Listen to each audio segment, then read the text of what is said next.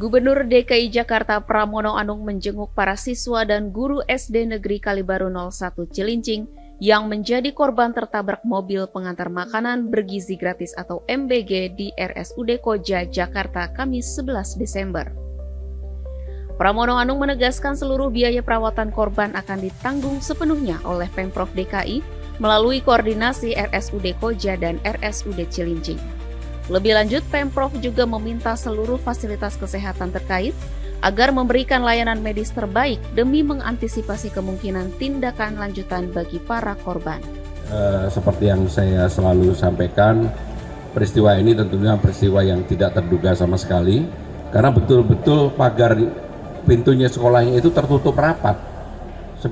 Mobilnya masuk dan menabrak yang lagi dikumpulkan untuk proses literasi. Maka dengan demikian sekali lagi saya ingin menyampaikan dalam kesempatan ini, tadi saya sudah menyampaikan kepada dua direktur SUD, termasuk kemudian juga kepada Kepala Dinas Kesehatan DKI Jakarta, biaya sepenuhnya ditanggung pemerintah DKI Jakarta. Sebelumnya diketahui pada Kamis pagi 11 Desember terjadi insiden kendaraan MBG masuk ke area sekolah dengan kecepatan tidak terkendali di saat akses gerbang sekolah sedang tertutup. Insiden ini mengakibatkan 21 orang menjadi korban, yang sebagian besar adalah siswa SD. 5 korban kini sedang menjalani penanganan di RSUD Koja, 6 orang di RSUD Cilincing, serta 10 korban lainnya masih menunggu pemeriksaan lanjutan.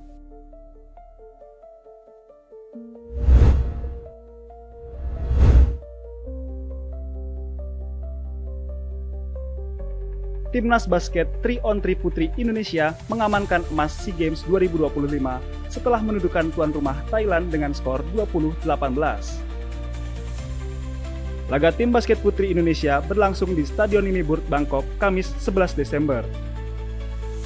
Sebelumnya, Indonesia selalu tertahan di semifinal dan hanya meraih perunggu sejak SEA Games 2019, 2021, dan 2023. Skuad yang diisi Agustin Retong, Dewa Siarta, Evelyn Vio, dan Kimberly Pierre-Louis menuntaskan turnamen dengan rekor sempurna tanpa kekalahan. Laga final berlangsung dalam tekanan besar, namun Indonesia berhasil menjaga ritme permainan di tengah dukungan masif untuk tim tuan rumah. Saya udah nggak bisa ngomong gimana. Ini udah ya pasti happy lah. Yang pasti ini happy buat semuanya, buat Indonesia juga, buat basket Indonesia juga, berarti basket kita ya diperhitungkan.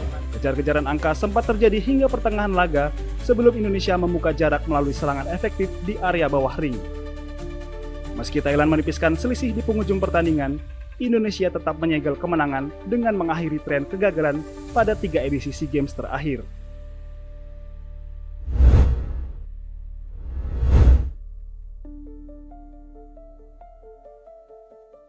Bupati Lampung Tengah Ardhito Wijaya Awe resmi ditetapkan sebagai tersangka oleh Komisi Pemberantasan Korupsi (KPK) sebagaimana disampaikan dalam konferensi pers di kantor KPK Kamis 11 Desember.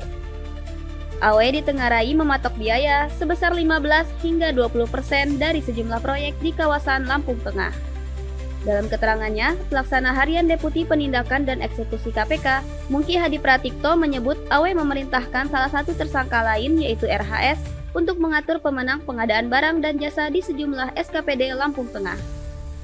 Rekanan atau penyedia yang harus dimenangkan merupakan perusahaan milik keluarga atau milik tim pemenangan Awe pada masa pencalonan sebagai bupati.